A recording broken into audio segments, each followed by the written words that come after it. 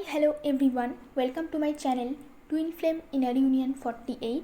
मैं हेल्प करती हूँ ट्विन फ्लेम्स को रीयूनाइट होने में एंड इनर वर्क करने में। आज मेरी टॉपिक है how to break toxic pattern of your DM. Toxic pattern या फिर toxic behaviour of your DM, तो इसी के बारे में आज डिस्कस करेंगे। अगर आपको personal guidance, inner work classes, meditation class की ज़रूरत हो तो मेरे नंबर आपको डिस्क्रिप्शन में मिल जाएंगे। आप व्हाट्सएप करोगे तो मैं आपको क्लासेस और फीस की डिटेल्स दे दूँगी। ओके, तो चलते हैं टॉपिक पे। डीएम आपका मिरर सोल है, तो जितने भी कार्मिक लोग आपके लाइफ में हैं या फिर कार्मिक पैटर्न है, मतलब आपके अंदर जितनी भी टॉक्सिसिटी और नेगेटिविटी है, उसके हिसाब से जैसे जैसे कार्मिक लोगों को आप अट्रैक्ट करते हो पूरी लाइफ टाइम, आपकी डीएम आपको सब कुछ मिरर करता है।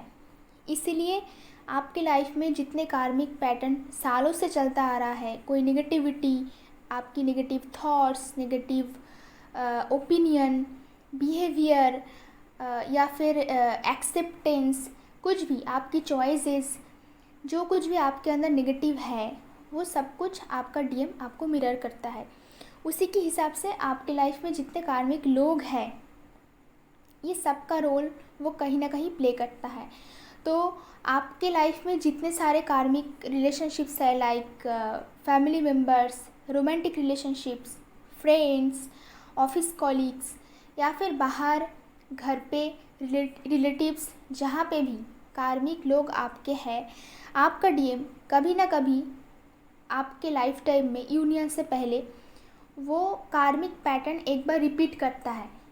इसीलिए आप लोग बोलते हो कि डीएम आके लाइफ में इतना प्रॉब्लम क्रिएट कर रहा है, इतना चीट कर रहा है, यूज़ कर रहा है। इसलिए करते हैं क्योंकि आपके लाइफ में ज़रूर कुछ ऐसा पैटर्न है जो कि आपके सोच में है। आप बोल सकते हो वो कार्मिक लोग तो अभी मेरे लाइफ में नहीं है, मैंने कार्मिक रिलीज़ कर दी। कार्मिक रिलीज़ किया, बट आपने अंदर जो कार्मिक थॉट्स है, जो पैटर्न है, उसको आपने अभी तक रिलीज़ नहीं किया। ये हो ही नहीं सकता है। अगर आपने रिलीज़ कर लिया तो डीएम वैसा रोल फिर से प्ले नहीं करेंगे। तो आज मैं आपको बताऊंगी कि डीएम कैसा कैसा रोल। एक तो हो गया आपका चीटिंग और यूज़ करना, कि आपको आई लव यू बोल रहा है, दूसरे दिन जाके किसी और को आई लव यू बोल रहा है। आपसे शादी करने का वादा किया, फिर अचानक से भाग गए, जाके किसी और से शादी कर लिया, या फिर उनकी वाइफ या हस्बैंड है, उसके बावजूद भी वो आपके पास आ रहा है, आपको आई लव यू बोल रहा है, मैरिड है उसके बाद भी, फिर 2 दिन के बाद गायब हो रहा है। ये कॉमन पैटर्न है। ये सभी आके बोलते हैं कि मुझे आई लव यू बोला, उसके नेक्स्ट दिन अपनी घर जाके बीबी को आई लव यू बोल रहा है या हस्बैंड को आई लव यू बोल रहा है। उसके साथ वो मैरिज का या फिर रोमांटिक डीपी फेसबुक पे, सोशल मीडिया पे पोस्ट कर रहा है। This is very normal. बहुत सारे लोग ऐसे आके बोलते हैं कि एक दिन तो हमारे साथ इतना अच्छा बिहेवियर कि हम लोग के साथ सब कुछ है, सारा रिलेशनशिप्स है, सब कुछ, और दूसरे ही दिन वो इतना पलट जाते हैं कि आप उनको पहचान ही नहीं पाओगे कि क्या ये वही इंसान है जिसके साथ मैं पहले दिन थी, पिछले दिन थी, और इतना अच्छा रिलेशनशिप्स हम लोगों के बीच में था जो कि आउट ऑफ द वर्ल्ड है, जो दुनिया में किसी और के साथ पॉसिबल ही नहीं है। तो ऐसा बिहेवियर करते हैं। अगर आप ओवर गिविंग नेचर के हो, अगर लोगों को ज़्यादा सिंपैथी दिखाते हो, ओवरली एम्पैथ हो, तो डीएम आपका पैसा लेके भाग सकता है, आपको धोखा दे सकता है। ऐसा बहुत सारे स्टूडेंट्स के केसेस मैंने सुनी है जहाँ लाखों रुपए लेके भाग गए। तो ऐसा कर सकते हैं। आपको शादी करके छोड़ के जा सकते हैं, आपको शादी का वादा करके छोड़ के जा सकते हैं, या आप रहते ही किसी और के साथ रिलेशन में जा सकते हैं, अचानक से बिना बताए चले जाते हैं। डीएम का ये इसीलिए फेमस है डीएम, कि बिना बताए कब वो रन करके चला जाएगा आपको पता नहीं चलेगा। अगले दिन इतना अच्छा सब कुछ चल रहा था, नेक्स्ट डे में मतलब ऐसा सिचुएशन क्रिएट होता है कि आपको समझ ही नहीं आता है कि ये बात क्यों नहीं कर रहा है। इतना तो वादा किया था मिलने के लिए आएंगे, या फिर इतना कुछ उसने खुद बोला था। और बहुत सारे लोग ऐसे भी एक्यूज़ करते हैं कि हम लोगों ने खुद जाके डीएम की लाइफ में नहीं गई, डीएम खुद आके लाइफ में आया था और मनाया था, बहुत पैम्पर किया था, बहुत केयर किया था। तो डीएम ऐसा ही करते हैं, वो ही आपके लाइफ में आता है, आप डीएम के लाइफ में नहीं जाते हो। ओके, तो जब आप लोगों का सोल कॉन्ट्रैक्ट होता है, जिस टाइम पे आपकी लाइफ में उनका एंट्री लिखा हुआ होता है, उस टाइम पे वो आपकी लाइफ में एंट्री लेता है। जब आपकी लाइफ में बहुत ख़राब टाइम होता है, उस टाइम पे वो एंट्री लेता है, आपको ट्रिगर पे ट्रिगर करते हैं और आप एक एक करके उसको हील करते हो। जब तक आप इसको हील नहीं कर लेते हो, तब तक आपकी लाइफ में ये सारे प्रॉब्लम्स आते रहेंगे और आप बिल्कुल ही कॉन्फर्म हो जाओ, मैं आपको कॉन्फर्मेशन के साथ बोल सकती हूँ कि ये नेगेटिव पैटर्न आपके अंदर कहीं ना कहीं है। एक ही दिन में आपको समझ नहीं आएगा। अगर आप इतना भाग दौड़ करोगे, डीएम के पीछे चेस करोगे, रोते रहोगे, एक्यूज़ करते रहोगे, तो पता नहीं चलेगा। चुपचाप बैठो, कामली मेडिटेशन करो, फिर कुछ दिनों के बाद जितना टाइम जाता है ना, रियलाइजेशन उतना अच्छा होता है। इसलिए मैं अभी इतनी सालों के बाद एक्सपीरियंस के साथ मैं ये बोलूँगी कि जल्दबाजी नहीं करना। कोई भी इंसिडेंट आपकी लाइफ में हो रहा है तो आप टाइम लो, पॉज लो, कुछ दिनों के लिए उस इंसिडेंट से आप बाहर निकल के आ जाओ। अपने सेल्फ लव पे फोकस करो, अपने करियर पे फोकस करो। धीरे धीरे करके जो प्रॉब्लम हो रहा था उसका सल्यूशन ऑटोमेटिक आपके माइंड में डाउनलोड होता जाएगा। अगर आप भाग दौड़ करोगे तो उसमें कुछ गलतियाँ हो जाएगी, आपके साथ डीएम की रिश्ता और ख़राब हो जाएगा, झगड़ा और ख़राब हो जाएगा, इतना बड़ा प्रॉब्लम क्रिएट होगा कि बाद में उसको सॉल्व करना आपके लिए प्रॉब्लमेटिक हो जाएगा। इसलिए ज़्यादा बड़ा बवाल क्रिएट नहीं करना है। अगर आपके साथ ये एक बार हो चुका है तो 2-3 बार भी हो सकता है, मिनी यूनियन हो सकता है।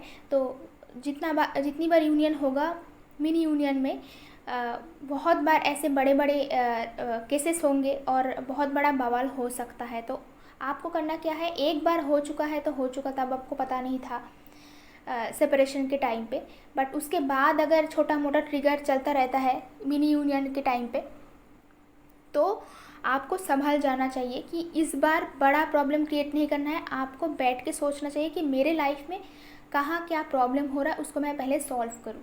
ओके, तो ऐसी टाइप की प्रॉब्लम आपके लाइफ में डीएम क्रिएट करता है और ये तब तक चलता है जब तक आप सुधर नहीं जाते हो। ये सालों साल चल सकता है, बहुत सालों तक चल सकता है, क्योंकि हीलिंग में टाइम लगता है और एक साथ तो हीलिंग पॉसिबल नहीं ना। अगर सोचो कि एक एक करके ये चीज़ें हील हो रहा है, अगर ये साथ में आपके लाइफ में हो गया तो आप तो हॉस्पिटलाइज हो जाओगे ना, आप इतना मेंटल प्रेशर ले ही नहीं पाओगे। इसलिए एक एक करके हील होता है, एक एक पार्ट।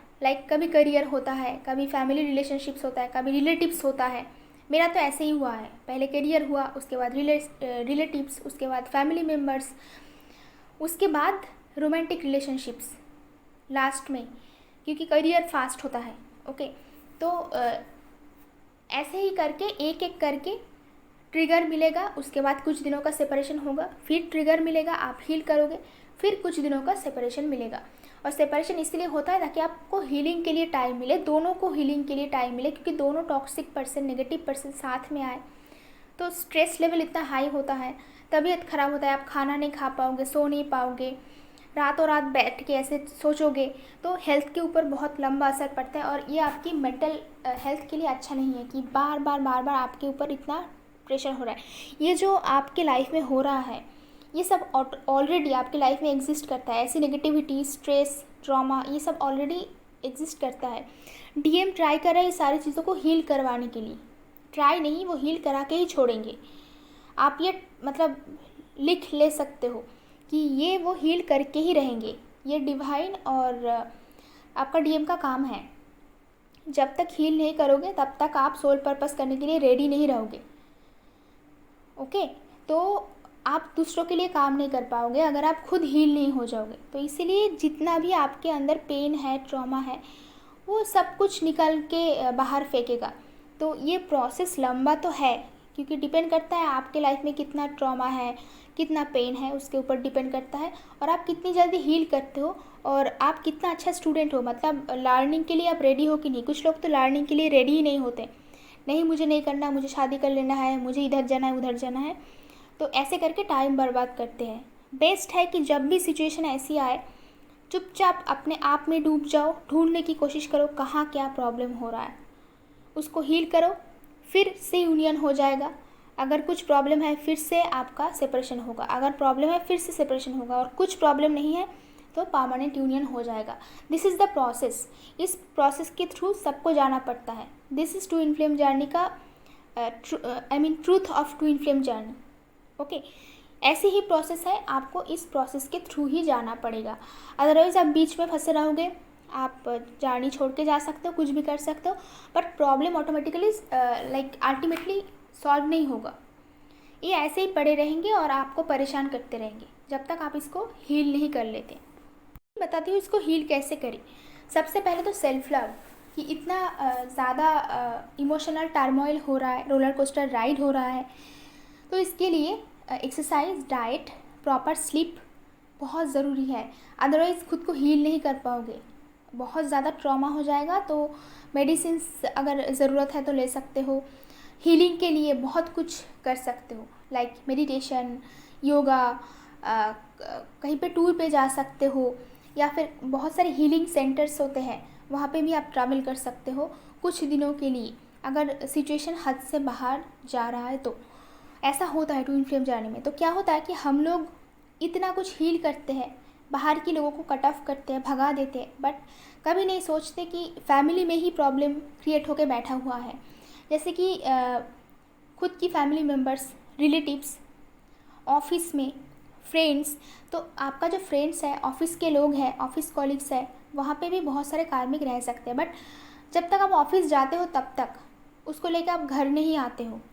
ओके, तो एक बात आप सोच लो, अगर घर पे शांति रहे तो बाहर चाहे कितना भी प्रॉब्लम क्यों ना हो, कोई भी पर्सन शांति से जी सकता है। किसी की पर्सन किसी की लाइफ में बहुत सारा प्रॉब्लम है, इसका मतलब उसके घर में बेसिकली प्रॉब्लम है। क्योंकि बाहर प्रॉब्लम है तो उसको संभालना, उसको ठीक करना, या फिर मेंटली पीसफुल रहना वो हो जाता है। घर से अगर सपोर्ट हो तो। कोई पर्सन बहुत ही दुखी है, मतलब बाहर तो प्रॉब्लम है ही उसकी लाइफ में, घर वाले भी बिल्कुल उसको सपोर्ट नहीं करते हैं, मतलब उसकी लाइफ में हीलिंग की कोई जगह नहीं है। तो हीलिंग के लिए सिर्फ वो अपने लिए खुद है। तो आप अपने आप को प्यार नहीं करोगे, अपने आप को नहीं संभालोगे, तो ये पॉसिबल नहीं है। इसलिए मैं बोल रही हूँ कि self love is most important thing in twin flame journey. Okay, हम हमेशा इग्नोर कर देते हैं फैमिली मेम्बर्स को, रिलेटिव्स को, कि हमें लगता है कि घर में प्रॉब्लम हो ही नहीं सकता, या फिर मना लेते हैं।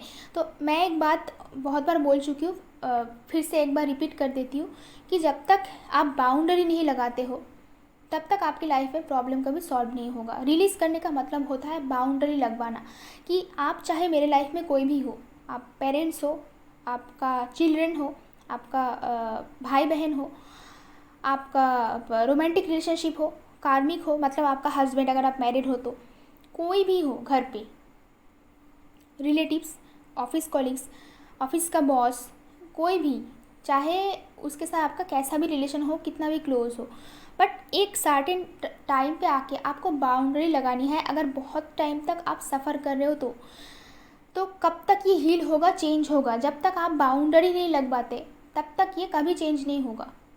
ये पैटर्न ब्रेक करने का मतलब ही यही है, जो सालों से आप सेम पैटर्न रिपीट कर रहे हो, मतलब लोगों की सेम बिहेवियर हज़म कर रहे हो और उसके साथ मिलजुल के रह रहे हो। ये जो मना के रहने का कोशिश, ये जो सैक्रिफाइस और कॉम्प्रोमाइज़ हमारी सोसाइटी सिखाते हैं, इसी की वजह से हम लोग पैटर्न को ब्रेक नहीं कर पाते। और जब तक इस पैटर्न को आप ब्रेक नहीं कर पाते हो, यूनियन पॉसिबल नहीं होता है। क्योंकि आप पैटर्न को ब्रेक नहीं करोगे तो आपका डीएम भी पैटर्न को ब्रेक नहीं कर पाएगा। एक पैसे की कॉम्प्रोमाइज़ और सैक्रिफाइस नहीं करना है, क्योंकि मैंने बहुत कर चुकी है, कर के मैं देख चुकी हूँ। सैक्रिफाइस की, ओवर गिविंग नेचर, बहुत ज़्यादा एम्पैथ होना, ये डिवाइन फेमिनिन की क्वालिटी है। मैं जो आज यहाँ पे बोल रही हूँ, मुझे हज़ारों लोगों ने यूज़ किया है। घर वालों से लेके बाहर वाले, ख़ास करके जो फैमिली मेम्बर्स और रिलेटिव्स हैं। ओके, तो मेंटल पीस यहाँ पे कभी नहीं था और मैं यहाँ पे इग्नोर कर रही थी। पहला तो मुझे पता ही नहीं था कि घर वाले कार्मिक भी हो सकते हैं। मैं बाहर वालों को लेके परेशान थी, उनको कट ऑफ कर रही थी, उनको उल्टा सीधा बोल रही थी, उनको बाहर निकाल रही थी।